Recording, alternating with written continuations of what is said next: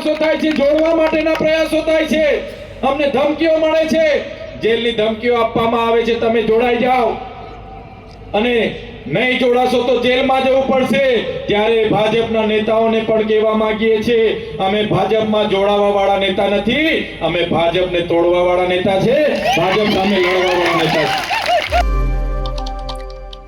ગુજરાતની અંદર અત્યારે ઠેર ઠેર આમ આદમી પાર્ટીની ગુજરાત જોડો જનસભા થઈ રહી છે અને આ જ જનસભાની અંદર અલગ અલગ નેતાઓ પહોંચી રહ્યા છે, પણ આ બધાની વચ્ચે સૌથી વધુ ધ્યાન જો કોઈ કેન્દ્રિત કરતું હોય તો એ છે દેડિયાપાડાના ધારાસભ્ય ચૈતર વસાવા।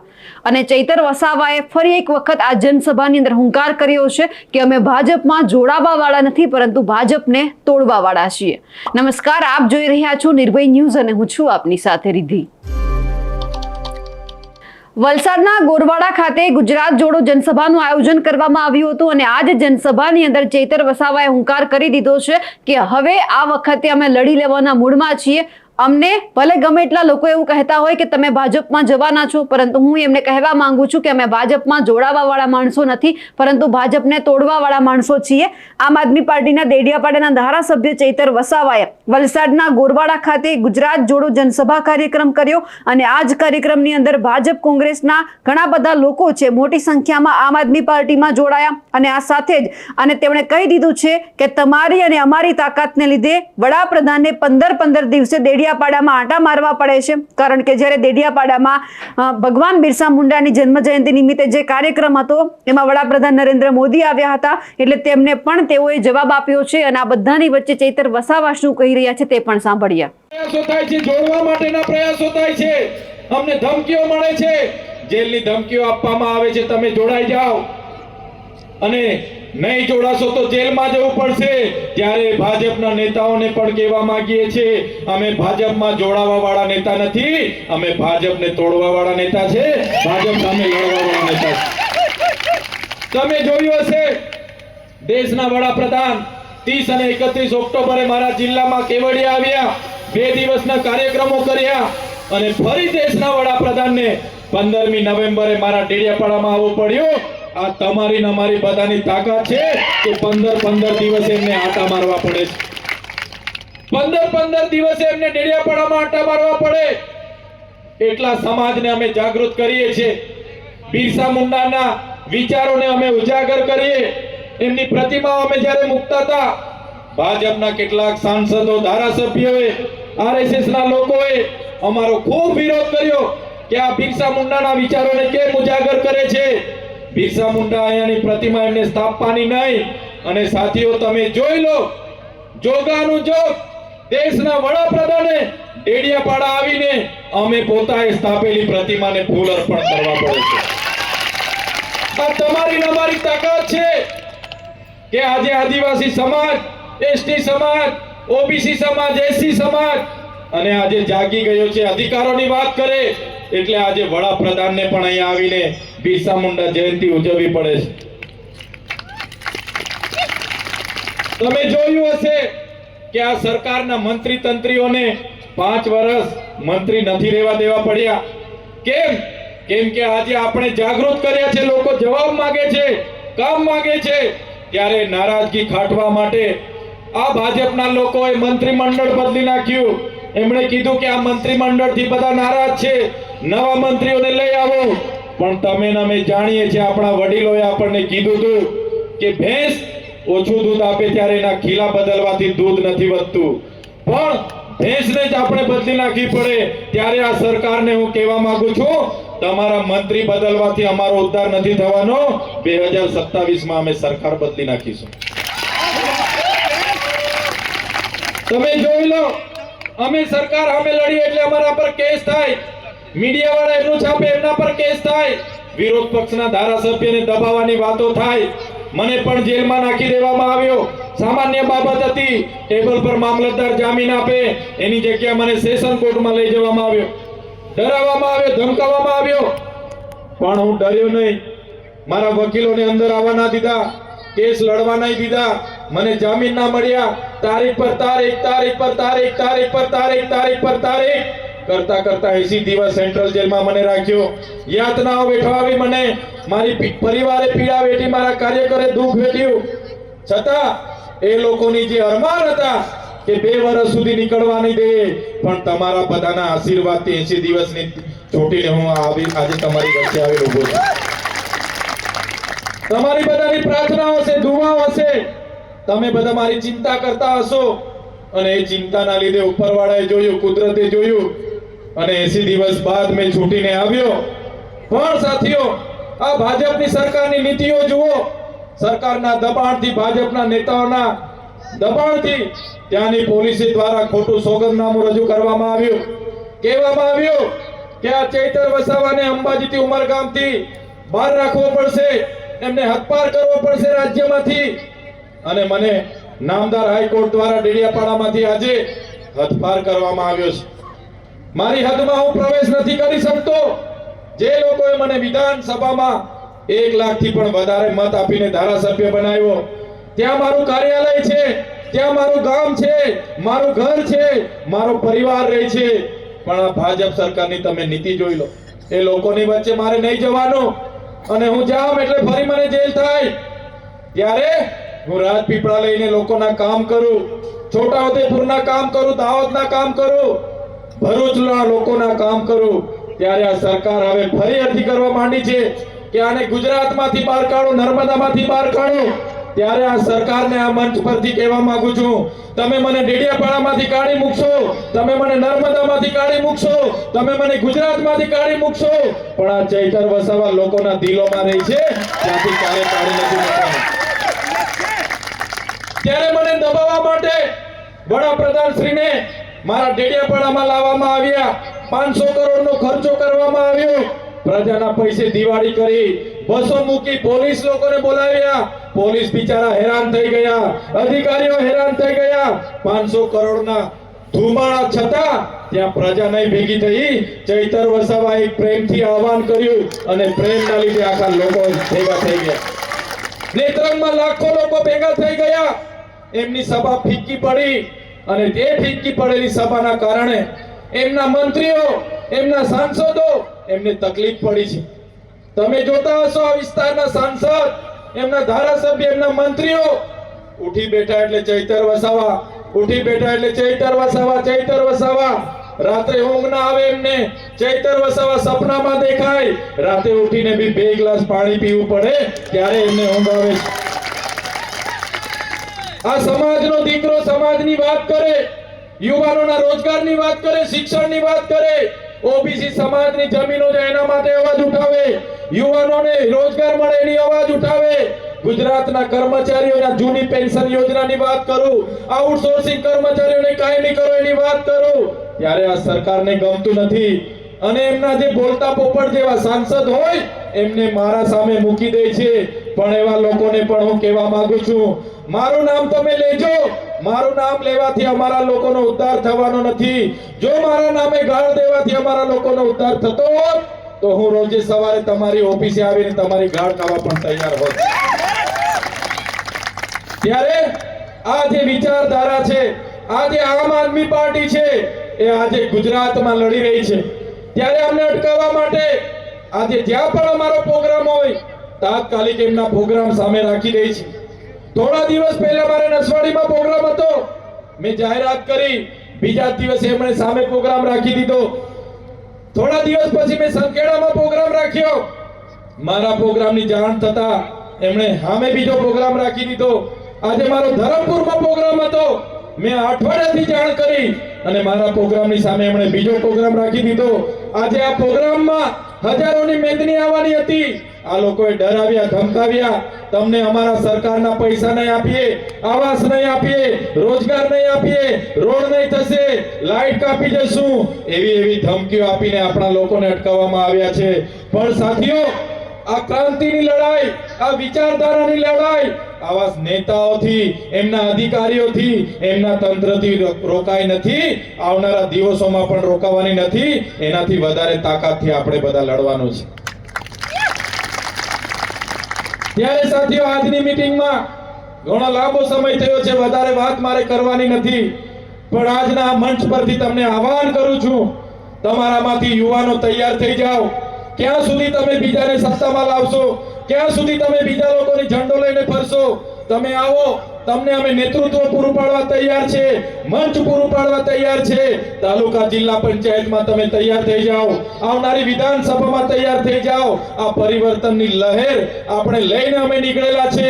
રોજ અમારી સભાઓ થાય છે, હજારો લોકો જોડાય છે અને તમે પણ જોડાઓ અને આવનારા દિવસોમાં ગુજરાતમાં પરિવર્તન લાવવાનો છે અને એમાં તમે સહભાગી બનો એવી મારી આપ સૌને અપીલ અને વિનંતી છે. ત્યારે મારા સાથીઓ, અમારા પણ અનેક ધમકીઓ આવતી હોય છે, ડરાવવાની વાતો થાય છે. અમે ક્યારે કોઈનાથી ડરતા નથી. અમે જેલ જવાનું પસંદ કરીએ પણ ભાજપમાં જવાનું પસંદ કરતા નથી. ત્યારે તમારે બધાએ કોઈ ડરવાની જરૂર નથી. વધારે વિશેષ વાત હું નથી કહેતો, પણ જે પણ સમસ્યાઓ છે, વડાપ્રધાન એવા નરેન્દ્રભાઈ મોદી કે અમિત શાહના કાયદાથી આ દેશ ચાલશે તો સંવિધાનથી ચાલશે. બાબા સાહેબે આવેલા બંધારણથી આ દેશ આવનારા દિવસોમાં ચાલવાનો છે. સાથીઓ, એટલા માટે મારે કહેવું પડે સંવિધાનની વાત, કે આજે સંવિધાનની વાત કોઈ કરતું નથી. આજે આપણે જ્યારે શિક્ષણની વાત કરીએ, શિક્ષણની માંગ કરીએ, તો આપણને મસ્જિદ મંદિરની વાતો કરવામાં આવે. આપણે રોજગારીની માંગ કરીએ, આપણને હિન્દુ મુસ્લિમની વાત કરવામાં આવે. આપણે આરોગ્યની વાત કરીએ, આપણને ભારત પાકિસ્તાનની વાત કરવામાં આવે. આપણે વિકાસની વાત કરીએ ત્યારે આપણને આત્મનિર્ભર બનોની વાત કરવામાં આવે, સ્વદેશી અપનાવોની વાત કરવામાં આવે. પણ આજના દેશના વડાપ્રધાન એમણે ક્યારે આપણને બતાવ્યું નથી કે એમના શાસનકાળ દરમિયાન, એમના 11 વર્ષના શાસનકાળ દરમિયાન દેશમાં 5,400 વિદેશી કંપનીઓ આવ્યા છે. તમે આજે મોબાઈલ લેશો, કોઈ પણ નાની નાની વસ્તુઓ લેશો તો એમાં made in China, made in Korea, made in Japan, made in America. તો આ કોની દેન છે? 500 ને 400 કંપનીઓ ભાજપ શાસિત 11 વર્ષ દરમિયાન આપણા વિસ્તારમાં આવી છે. અને આજે વડાપ્રધાન, એમના નેતાઓ રથયાત્રાઓ કાઢે છે, મોટા મોટા હોર્ડિંગ્સો પાડે છે અને ખર્ચાઓ કરે છે, બ્રાન્ડિંગ કરે છે અને આપણને કહે છે કે ભાઈ સ્વદેશી અપનાવો, આપણને કહે છે કે ભાઈ આત્મનિર્ભર બનો. ત્યારે અમારો ખેડૂત, અમારો આદિવાસી સમાજ, દલિત સમાજ, રાજપૂત સમાજ, અમારો ઓબીસી સમાજ હોય, માઇનોરિટી સમાજ હોય, બધા આદિકાલથી આત્મનિર્ભર છે. અને આ જ સરકારોએ આપણને આત્મનિર્ભર બનાવવાની વાત કરે છે, પણ આ સરકારોએ આપણી મજબૂરી એવી પેદા કરી છે કે આપણે બીજા પર નિર્ભર રહેવું પડે છે. આજે તમે જોઈ લો ખેડૂતોની હાલત શું છે દેશમાં. આપણે જ્યારે મેરા દેશ મેરા ભારત મહાન ગર્વ સાથે કહીએ છીએ તો એ દેશના કિસાન એના હાર્દમાં છે, ત્યારે આપણે મેરા ભારત મહાનની વાત કરીએ છીએ. આજે જે જગતનો તાજ છે, પોતાના પરિવાર સાથે આખું વર્ષ ખેતીમાં મહેનત કરે છે, એને સાપનો ડર નથી, વાઘનો ડર નથી, એને દીપડાનો ડર નથી, વરસાદનો ડર નથી, એને શિયાળાનો ડર નથી, ચોમાસાનો ડર નથી, એને ઉનાળાની ગરમીનો ડર નથી. દુકાળનો માર પડે, લીલો દુકાળ પડે, સૂકો દુકાળ પડે, માવઠું પડે, કમોસમી વરસાદ થાય, છતાં ખેડૂત સાહસ કરે, લોન ઉધારે, ધિરાણ લે, મોંઘા બિયારણો લાવે, મોંઘી દવા લાવે, મોંઘા ખાતરો લાવે, મોંઘી મજૂરી કરે અને જ્યારે પાક પોતાનો પકવીને આ બજારમાં મૂકે છે ત્યારે ખેડૂતની આવક દુગની કરનાર કહેનારા વડાપ્રધાનની સરકારમાં ખેડૂતને પોતાના પાકના ભાવ નક્કી કરવા માટે પણ અધિકાર નથી. આજે ખેડૂતના કાચા માલના ભાવ એમના વચેટિયાઓ, એમના વેપારીઓ, એમને કટકી કરનારાઓ આજે નક્કી કરી રહ્યા છે. એક બાજુ સરકાર કહે છે કે ખેડૂતની આવક દુગની કરીશું, એમની નીતિઓ એવી છે કે આજે ખેડૂતોની આવક દુગની નથી થતી. ખેડૂત આજે દિવસે ને દિવસે ગરીબ થાય છે, ખેડૂત આજે આત્મહત્યા કરે છે, એમના અમીર ઉદ્યોગપતિ મિત્રો આજે અમીરીને અમીરો થતા જાય છે. આજે સંસદના આંકડા તમે જોઈ લેજો, દેશમાં 16 લાખ કરોડ ઉદ્યોગપતિઓના માફ કરી દેવામાં આવ્યા. એમના મિત્ર વિજય માલ્યા હોય, નીરવ મોદી હોય, લલિત મોદી હોય, હજારો કરોડોની લોન લઈને વિદેશી એ લોકોએ મોકલી આપ્યા. અને આપણો ખેડૂત 1 લાખની લોન લે, એની નોટિસ આવે, એના ઘરે પોલીસ આવે, એનું ઘર જપ્ત થાય, એની જમીન જપ્ત થાય. આ સરકારમાં એ ખેડૂતો આજે બેઠે છે.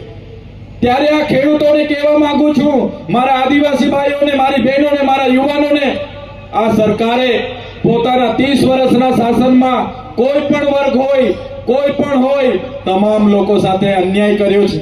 એમના ઉદ્યોગપતિ મિત્રોના ફાયદા માટે આપણી સાથે અન્યાય થાય છે. આજે તમે જોઈ લો, આજે દેશના બંધારણમાં એની આર્ટિકલ 371 અંતર્ગત આસામ હોય, સિક્કિમ હોય, મિઝોરમ હોય, મેઘાલય હોય, એ વિસ્તારનું નાગાલેન્ડ હોય, તમામ વિસ્તારમાં અનુસૂચિત 6 લાગુ કરવામાં આવી છે. 371 એ અંતર્ગત, 371 જી અંતર્ગત, 371 એફ અંતર્ગત ત્યાંના લોકોને ગ્રામ સભાને સ્વતંત્ર પાવર આપવામાં આવ્યા છે. ત્યાંની ગ્રામ સભા નક્કી કરે તો ત્યાંની જમીન સંપાદન થાય.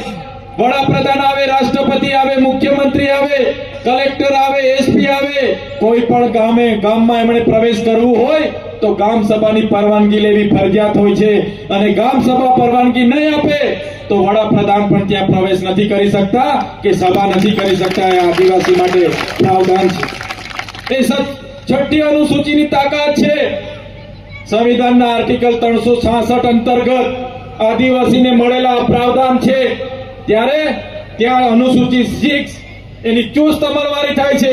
જ્યારે આપણા ગુજરાતમાં અંબાજીથી ઉમરગામના 14 જિલ્લામાં અનુસૂચિત 5 આપણને બંધારણની આર્ટિકલ 244 ની પેટા કલમ 13 અંતર્ગત આપણને મળી છે. એમાં પણ આ જ પ્રકારના પ્રાવધાન છે કે કોઈ પણ વ્યક્તિ ગામમાં આવે, અનુસૂચિત 5 લાગુ હોય, પેશા એક્ટ 1996 લાગુ હોય તો એમના ગ્રામ સભાની પરવાનગી વગર, એમની લોક સુનાવણી વગર, વ્યક્તિની સંમતિ વગર કોઈ પણ પ્રોજેક્ટ નાખવો નહીં, કોઈએ પણ પ્રવેશ કરવો નહીં.